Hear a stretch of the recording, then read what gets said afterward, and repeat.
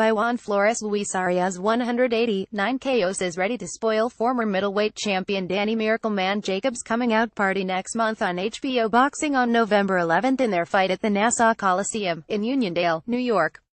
This is Jacobs' first fight with HBO, as well as with his new British promoter Eddie Hearn.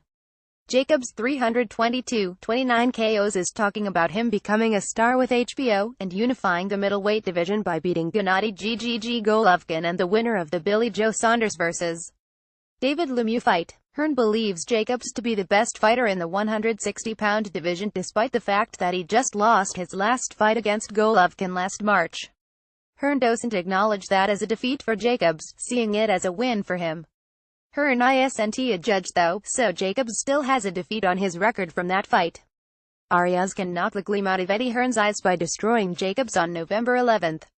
With all the talk of stardom by Jacobs and Hearn, it seems that they're completely overlooking the possibility that the 27-year-old Arias is a very good fighter, who very well could win this fight. Arias is the younger guy, and his punching power is more than good enough to plant Jacobs on the canvas for the 10 count if he connects. Arias has the same kind of power that Dmitry Pirog possessed. Jacobs only lasted 5 rounds against Pirog in 2010. Pirog didn't do anything special against Jacobs other than take the fight to him and nail him with the right hand in the 5th that put him down. Unlike the guys that had fought Jacobs in the past, Pirog went right after Jacobs the way that guys like Matt Korbov had done to beat him in the amateur ranks. Not used to being attacked, Jacobs fell apart mentally, seeming to lose his composure under the pressure from Pirog until finally he was knocked out in the 5th. The way the fight was fought, Pirog was going to KO Jacobs sooner or later. That was obvious. Arias has a lot of time to dissect Jacobs' loss to Pirog, and to come up with a likely similar plan to defeat him on November 11th. A lot of people see this as an easy fight for Danny Jacobs, said Arias. I'm a very tough fight for Danny Jacobs. I'm young, I'm undefeated, I'm hungry and I'm ready. Hearn expects Joshua to weigh 235,240 for Tecum fight. Arias is ranked 6 IBF, 9 WBC, 11 WBO, 14 WBA, and he's coming off of a 5th-round knockout win over Arif Magomedov on June 17.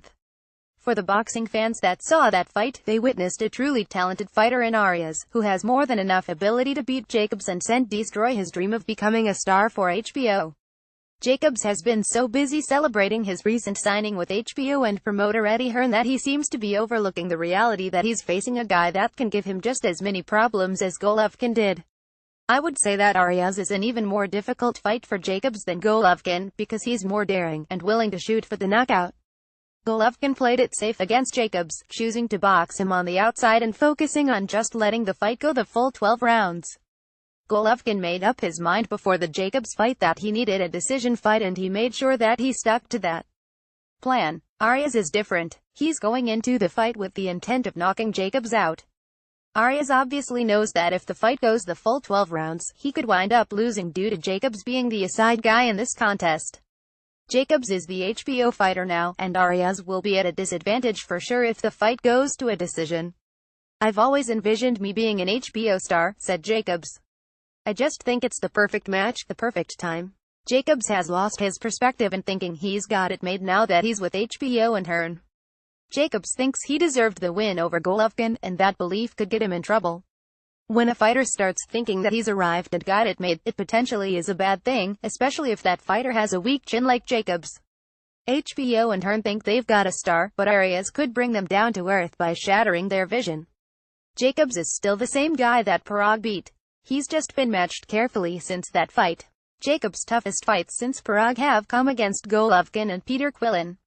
The rest of the guys that Jacobs has fought have been lesser guys like Sergio Mora, Caleb Truex and Jared Fletcher. Would Jacobs be sitting where he is right now if he had fought Jermall Charlo, Sergey Derevyanchenko and David Lemieux in his last 3 fights? It's not likely, because I think Jacobs would lose to at least 2 out of those 3 fighters. The only guy out of the 3 that I can see Jacobs may be beating is Lemieux, and even that fight would be a 50-50 affair. Lemieux's power could end the fight in the 1st round if he landed cleanly on Jacobs. Hearn says Wilder vs. White winner fights Joshua. Sergio Mora had Jacobs down and badly hurt in their first fight in 2015. That's a huge red flag that HBO and Eddie Hearn ignored when they signed Jacobs. They could discover the hard way that they blew it in signing Jacobs, given his history of having issues with his punch resistance. Jacobs' first-round knockout victory over Peter Quillin in December 2015 was a good win, but it wasn't that great. Quillin had been softened up earlier in 2015 in his controversial 12-round draw against Andy Lee. Quillin was badly hurt and dropped by Lee in round 7. The entire second half of the fight belonged to Lee. Quillin in full-scale retreat from round 6, trying to avoid getting knocked out by Lee. It was no longer a competitive fight from round 6 on. Lee totally dominated Quillin. An incredible night of boxing, said Jacobs promoter Eddie Hernan commenting on the Jacobs-Arias fight. We're going to see, in my opinion, the best middleweight in the world in Danny Jacobs against a young lion in Luis Arias, said Hearn. Hearn is going to find out soon what kind of fighter he signed in adding Jacobs to his team. For Hearn's sake, you have to hope that the contract he has with Jacobs is a short-term one just in case he doesn't work out. If Golovkin had gone into the Jacobs fight, saying, "I want a knockout," I fully believe he would have done that. Instead, Golovkin told the boxing media for weeks leading up to the fight that he wanted a decision fight with Jacobs, and that's exactly what took place. Golovkin didn't go after Jacobs when he dropped him in the 4th. Golovkin backed off. Rather than going for the finisher, Golovkin could have finished the job easily, but he backed off. Arias isn't the type to come into the Jacobs fight with one game plan the way Golovkin did. Arias is going to be looking to coach Jacobs, and he's not going to let him off the hook if he puts him down the way Golovkin did. Read Damashnyazov added to November 11, Jacobs vs. Arias card. My goal is to be unified middleweight champion of the world, said Jacobs. We're both fighting for a lot, and you're going to see all that come November 11th. Jacobs is rated 2 WBC, 5 IBF, 5 WBA and 5 WBO at middleweight, but he's only beaten Quillin and passed his prime Sergio Mora.